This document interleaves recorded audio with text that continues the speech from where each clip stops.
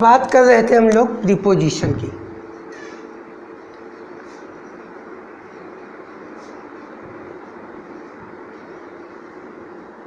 पहले का वीडियोस आपने देखा होगा तो सिंपल और कंपाउंड दो प्रकार के प्रीपोजिशन की हमने चर्चा करी। अब कहीं कहीं आप पोएट्री में देखोगे तो डबल प्रीपोजिशन आता है, double preposition.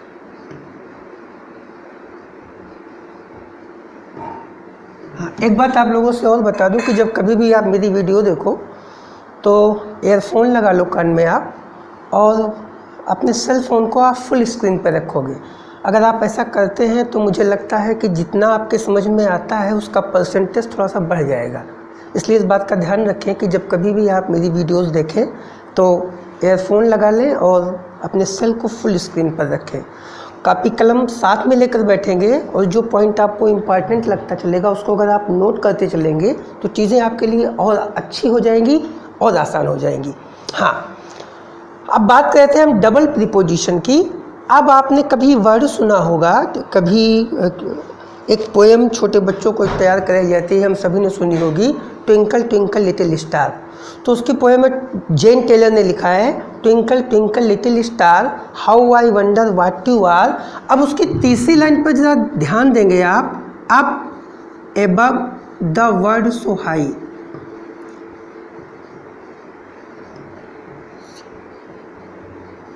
Like a diamond in the sky, ये पोएम हम लोगों ने पढ़ी है। अब आप ध्यान दीजिएगा, अप माने ऊपर होता है और एबव माने भी ऊपर होता है।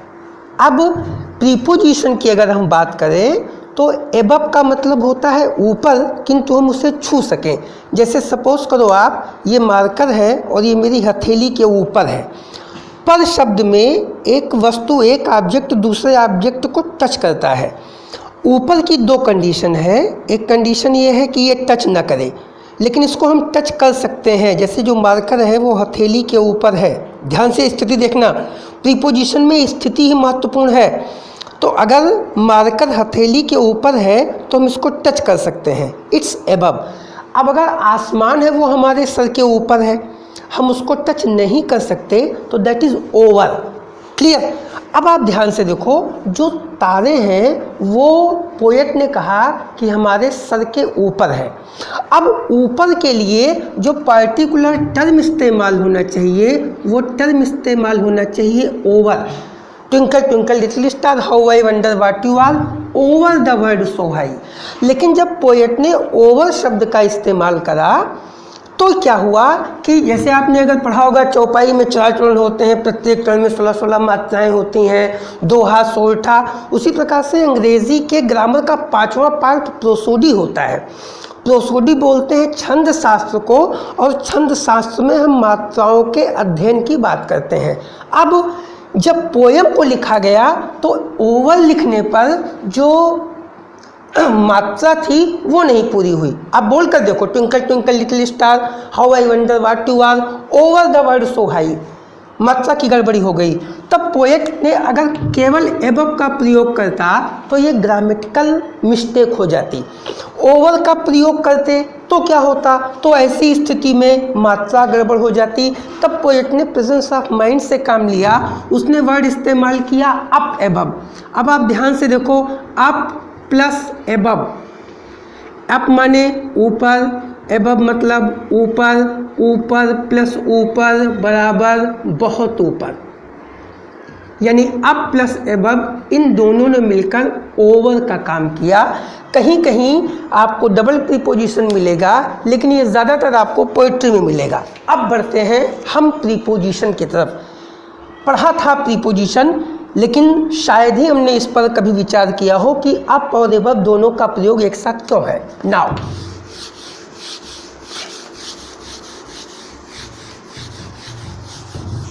आगे बढ़ते हैं,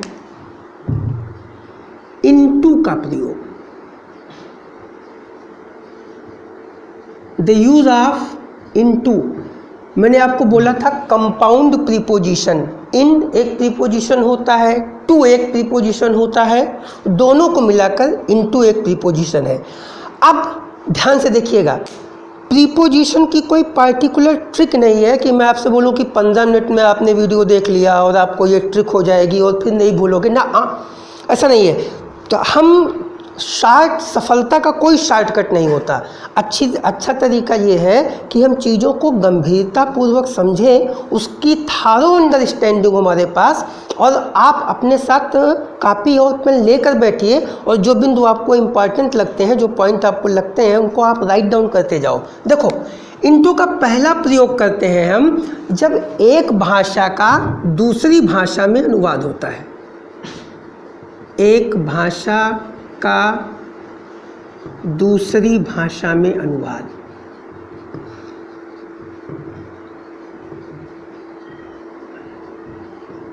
जैसे मान लीजिए हिंदी लिखा हुआ है, आपने तमाम जगह लिखा होगा, तो लिखा रहता है translate this passage into English. या अगर संस्कृत में लिखा हुआ है तो हम लिखेंगे ट्रांसलेट इनटू संस्कृत। या रामायण था, तुलसीदास जी ने उसका अनुवाद अवधी में किया, तो हम लिखेंगे Tulsidas translated the Ramayana into Awadhi. मतलब एक भाषा का दूसरी भाषा में, ध्यान दीजिएगा, में शब्द की अंग्रेजी इनटू पहली कंडीशन में तब लगाएंगे जब हम एक भाषा का दूसरी भाषा में अनुवाद करेंगे।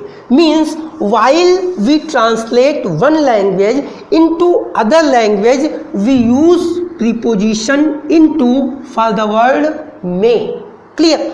ध्यान से देखो अब आप। दूसरा, ग्रामर के एक रूल को,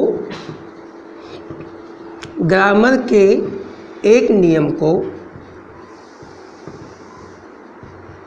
दूसरे नियम में बदलते समय, दूसरे नियम में बदलते समय में शब्द की अंग्रेजी, अब आप ध्यान से देखिएगा, में की अंग्रेजी यहाँ भी आपको इनटू लगानी है जब आप ग्रामर के एक रूल को दूसरे रूल में चेंज करते हो। जैसे change this active voice into passive voice. अब ध्यान से देखो, एक्टिव वॉइस ग्रामर का एक रूल है और आपने एक्टिव वॉइस को पैसिव वॉइस में चेंज करा, तो अब आप में शब्द की अंग्रेजी इनटू लगाओगे। या नरेशन की बात करें तो change this direct object into indirect object. जिन विद्यार्थियों ने डिग्री पढ़ी होगी तो कहते हैं चेंज इनटू कंपैरेटिव डिग्री या सुपरलेटिव डिग्री या पॉजिटिव डिग्री। तो जब में शब्द आएगा, जब आप व्याकरण के एक रूल को दूसरे रूल में चेंज करोगे तो में शब्द की इंग्लिश आपको इनटू लगानी है। क्लियर? आपको जो इंपॉर्टेंट लगता है उसे आप राइट डाउन जरूर करते चले जाओ। आगे बढ़ते हैं।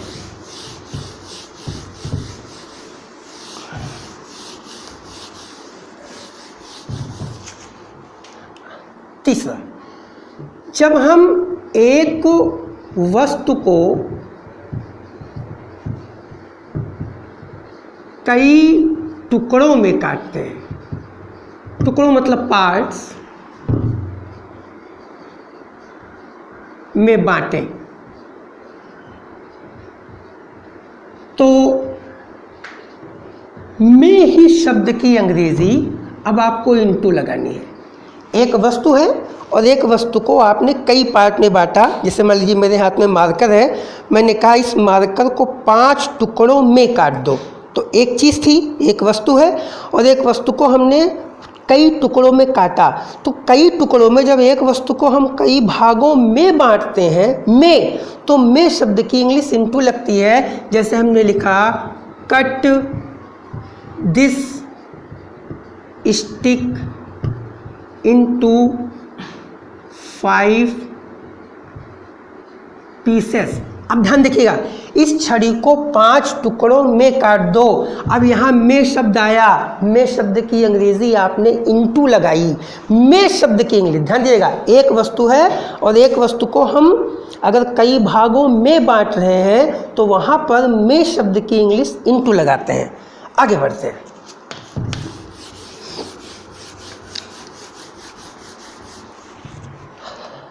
अगर कोई एक्शन हुआ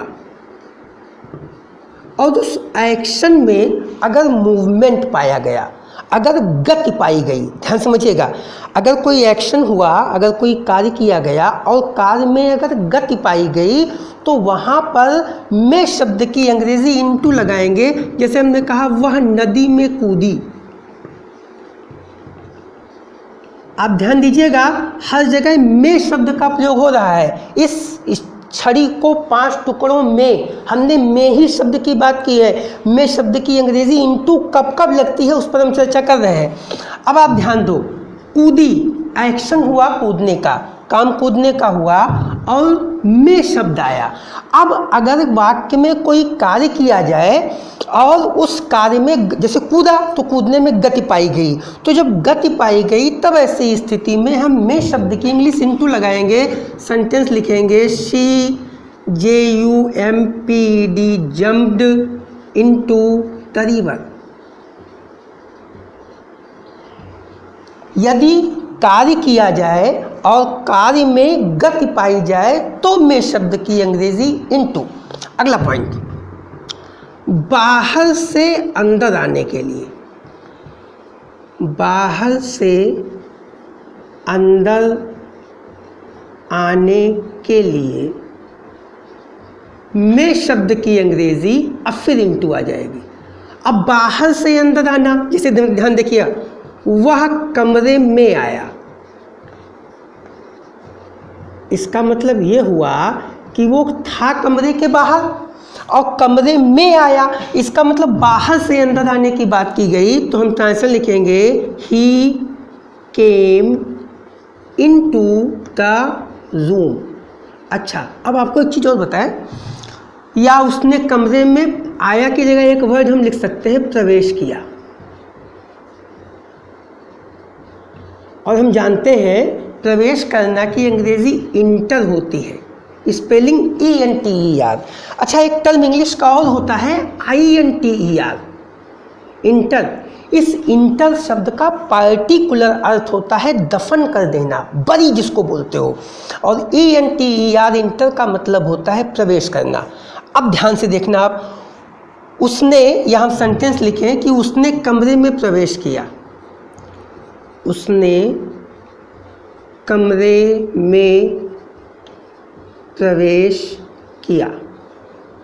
अब इसका अगर हम ट्रांसलेशन लिखेंगे तो हम लिखेंगे ही ENTERED entered into the room.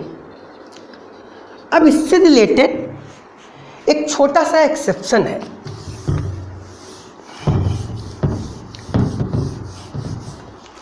उस एक्सेप्शन को देखिएगा, रीच,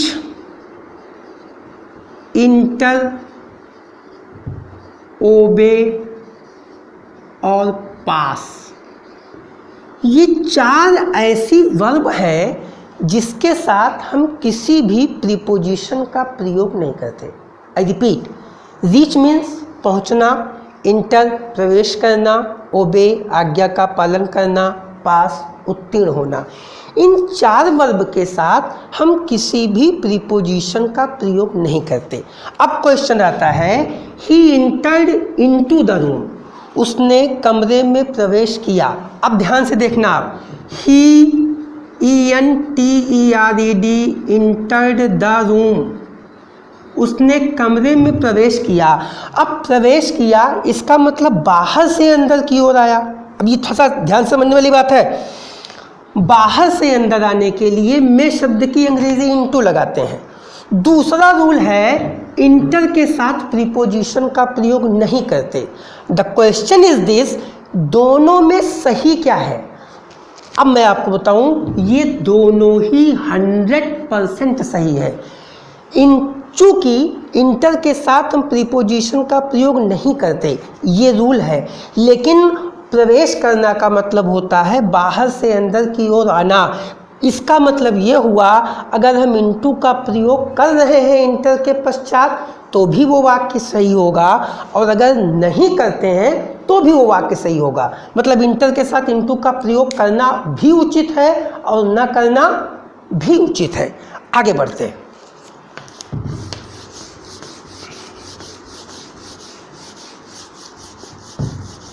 देखिए, अगर अवस्था का परिवर्तन हो जाए, दशा का परिवर्तन हो जाए, अगर किसी प्रकार के परिवर्तन की बात हो जाए तो वहाँ पर में शब्द की अंग्रेजी इनटू लगाते हैं। जैसे देखिएगा, हम कहते हैं water, TURNS, turns into ice. ध्यान से देखो आप, इनटू का प्रयोग आपने किया, पानी बर्फ में बदलता है। अब ध्यान देखिएगा, अवस्था का परिवर्तन हो रहा है, माध्यम का परिवर्तन हो, चाहे अब तो आप नोट कर लें, माध्यम का परिवर्तन हो, अवस्था का परिवर्तन हो या भाव का परिवर्तन हो, में शब्द की अंग्रेजी आपको इनटू लगानी है। जैसे पानी बर्फ में बदलता है तो इनटू लगाएंगे, इन नहीं लगाएंगे, क्योंकि जो पानी है उसकी अवस्था क्या हो गई, चेंज हो गई। या हमने लिखा love, TURNED, turned into hated. अब देखिए, भाव तब्दील हो रहा है, बदल रहा है, तो में शब्द की अंग्रेजी आपको इनटू लगानी है, इन नहीं लगानी है। या हम कहें कि वाटर चेंजेस इनटू आइस,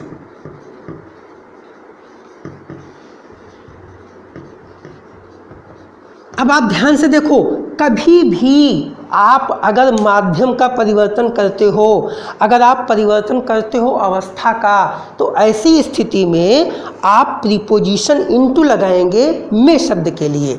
अब आप सभी लोग ने लगभग पढ़ा होगा कि एक वर्ब होती है जिस वर्ब को हम बोलते हैं phrasal verb, PHRASEL, phrasal verb. मुख्य क्रिया जो होती है हमारी, वो उस मुख्य क्रिया का एक पर्टिकुलर अर्थ होता है, और उस मुख्य क्रिया के पश्चात अगर हम किसी प्रीपोजिशन का प्रयोग कर दें तो ऐसी स्थिति में उस मुख्य क्रिया अपना वो पर्टिकुलर मीनिंग छोड़कर एक नया अर्थ देती है। जैसे ध्यान दो आप, लुक मतलब होता है देखना। अगर अब इनटू का प्रयोग अगर हम कुछ मेन वर्ब के पश्चात कर देते हैं तो ऐसी स्थिति में इस मेन वर्ब की मीनिंग चेंज हो जाती है। जैसे लुक माने देखना, अगर आप इसके बाद इनटू का प्रयोग कर देंगे तो इसका मतलब हो जाएगा छानबीन करना या जांच पड़ताल करना। आप ध्यान से देखो, ब्रेक हिंदी में देख लो आप, चाहे ब्रेक का पर्टिकुलर मतलब होता है तोड़ना, लेकिन अगर हम ब्रेक के बाद इनटू का प्रयोग कर दें तो ब्रेक इनटू का जो पर्टिकुलर अर्थ होगा वो होगा ज़बरदस्ती प्रवेश कर जाना। फिर ध्यान से देखो, अगर लिखा है ईट, ईट का मतलब खाना, अगर इसके पश्चात आपने इनटू का प्रयोग कर दिया तो ईट इनटू का पर्टिकुलर जो अर्थ होगा वो होगा नष्ट कर देना। ईट मतलब खाना, ईट के बाद अगर हमने इनटू का प्रयोग कर दिया तो इसका मतलब नष्ट करना। फिर देखो TURN, टर्न, इसके बाद अगर हम इनटू का प्रयोग कर दें तो इसका मतलब होता है बदलना। डू माने करना होता है, अगर डू के बाद हम इनटू का प्रयोग कर देंगे तो इसका अर्थ होता है अनुवाद कर देना। मतलब ऐसे कई सारे शब्द हैं, जैसे अगर सी है तो सी के पश्चात अगर हम इनटू का प्रयोग कर दें तो सी का मतलब होता है देखना, लेकिन सी के बाद अगर इनटू लग गया तो सी इनटू का मतलब होता है विचार करना। या अगर हम लेट का प्रयोग करें, और लेट का मतलब अनुमति, अगर इसके साथ इनटू का प्रयोग कर दें तो इसका मतलब होता है अनुमति देना। इसका मतलब ध्यान से देखिएगा, इनटू अगर किसी वर्ब के तत्काल पश्चात आ जाए तो ऐसी स्थिति में वो वर्ब अपना पर्टिकुलर अर्थ छोड़ करके दूसरा अर्थ धारण करती है और इसी टर्म को फ्रेजल वर्ब कहा जाता है। इनटू वर्ब के बाद लगता है, इसके बाद की वीडियो में मैं आपको बाई पढ़ाऊंगा, और बाई की खास बात है बाई वर्ब के पहले लग जाता है। फ्रेजल वर्ब इनटू का प्रयोग जब होगा, इनटू मेन वर्ब के बाद आएगी और उस वर्ब को बदलेगी, और बाई शब्दों के पहले आकर के उसके अर्थ को बदलेगा। अंतिम बात, अगर हम व्यापार करते हैं तो व्यापार के साथ करना की अंग्रेजी हम लगाते हैं गो। ध्यान समझिएगा, जैसे कहा गया हमने कि वह व्यापार करता है। देखिए, अब ये व्यापार शब्द छूट गया हमसे, तो हम एक चिन्ह का प्रयोग करते हैं। ऐसे आपने देखा होगा कोई शब्द छूट जाता है तो ये एक पर्टिकुलर चिन्ह बना करके और हम ऊपर वो शब्द लिख देते हैं। डू यू नो इस the name of this symbol, इस सिंबल का नाम जान दीजिएगा। इस सिंबल का नाम होता है CARET। इसको कहते हैं कीरियट। इसका जो प्रोनाउंसिएशन होता है वो कीरियट होता है। और हिंदी में चूँकि इसका जो निशान होता है, इसका जो आकार होता है, ये कौवे के, ये हंस के पैर के जैसा होता है, इसीलिए इसको हंस पद चिन्ह या काक पद चिन्ह कहते हैं। काक पद चिन्ह कहते हैं। अच्छा हाँ, चिन्ह से एक चीज़ और याद आ गई। जैसे आपने कभी तमाम सारी बार क्रीम खरीदी होगी तो लिखा होगा फेयर, इसके बाद लवली, तो ये एंड पढ़ा जाता है। अच्छा, वास्तव में जो एंड है वो एंड तो AND होता है। वास्तव में ये एंड नहीं है, it is the symbol of and. और हो सकता है हम में से बहुत सारे लोग इस सिंबल को क्या कहा जाता है ये न जानते हो। जान लीजिए आप, AMPERSAND, इस पर्टिकुलर सिंबल को एम्परसेंड का सिंबल है। ये एम्परसेंड, ये एंड नहीं लिखा हुआ है, it is the symbol of and. Fair and handsome cream आती है, तो अगर ध्यान से देखो आप तो ये एंड नहीं लिखा हुआ है, it is the symbol of and. और इस सिंबल का नाम जो है वो एम्परसेंड होता है। अब ध्यान से देखना आप, जैसे मैंने सेंटेंस लिखा कि वह व्यापार करता है, वह व्यापार करता है। अब ध्यान से देखना, व्यापार के साथ करना शब्द की अंग्रेजी गो लगाई जाती है और गो के पश्चात इनटू का प्रयोग करते हैं, तो वह की अंग्रेजी ही। अब प्रेजेंट इंडेफिनिट टेंस है, गो के साथ इनटू, तो गोज, इसके बाद इनटू और इसके बाद BUSINESS, बिजनेस। यानी व्यापार शब्द के साथ करना शब्द की अंग्रेजी, जैसे करना शब्द की अंग्रेजी केवल डू नहीं होती। थोड़ी सी बात आपसे और करूँगा, करना की अंग्रेजी केवल डू ही नहीं होती। जैसे मान लीजिए आत्महत्या, गलती, पाप या चोरी, अगर ये 4 शब्द आए तो इनके साथ जो करना शब्द की अंग्रेजी होती है वो कमिट होती है, COMMIT, कमिट माने करना। वो चोरी करता है, ही कमिट्स थेफ्ट। हम पाप करते हैं, वी कमिट सिन। या कहा गया वो गलती करता है तो ही कमिट्स मिस्टेक। या विद्यार्थी ने आत्महत्या की तो हम लिखेंगे स्टूडेंट कमिटेड सुसाइड। मतलब करना शब्द की अंग्रेजी केवल डू नहीं होती। करना शब्द की अंग्रेजी अगर आत्महत्या, गलती, पाप और चोरी है तो इसके साथ करना की अंग्रेजी कमिट लगाई जाती है। इन द सेम वे जब हम व्यापार करते हैं तो व्यापार के साथ करना की अंग्रेजी गो लगाई जाती है और इसके पश्चात हम प्रीपोजिशन इनटू का प्रयोग करते हैं। ठीक, आज हमने चर्चा की इनटू की।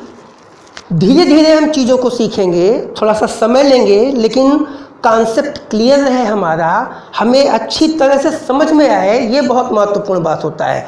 अगली वीडियो में मैं आपके लिए एक अगला नया प्रीपोजिशन लेकर आऊँगा। और अंत में आपसे एक बात फिर कहूँगा कि पूरी धरा भी साथ दे तो और बात है, पूरी धरा भी साथ दे तो और बात है, पर तू ज़रा भी साथ दे तो और बात है। चलने को तो एक पाँव से भी चल रहे हैं लोग, पर दूसरा भी साथ दे तो और बात है। जिस समर्पण के साथ मैं पढ़ा रहा हूँ, अगर उतने समर्पण के साथ आप पढ़ेंगे तो हमारा और आपका दोनों के समय का सदुपयोग होगा। आसमान वाले ने चाहा तो अगली वीडियो में आपसे फिर मुलाकात होगी। बहुत बहुत धन्यवाद।